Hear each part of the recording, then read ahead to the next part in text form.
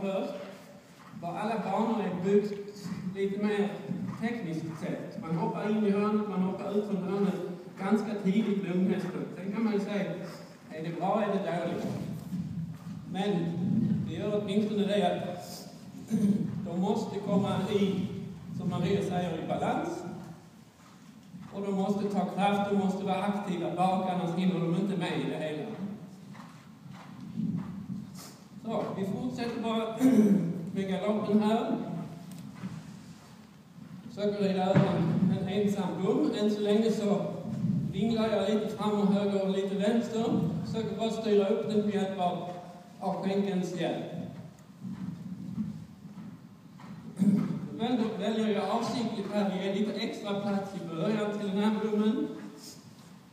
För han skryper den in under sig lite igen. Och då släpper den känslan med vettet här fram. Och det är den jag vill försöka behålla. Det är också någonting som jag tycker att man försöker jobba med mycket. Inte bara galoppera över bommar eller cavaletti lite sådär halvnice hur som helst. Utan precis som Rolf säger här, ge den lite plats så att den inte ska behöva korta nacken ännu mer och släppa vettet. Utan lite plats till att börja med så att den får ut istället strävar efter att ta mera stöd.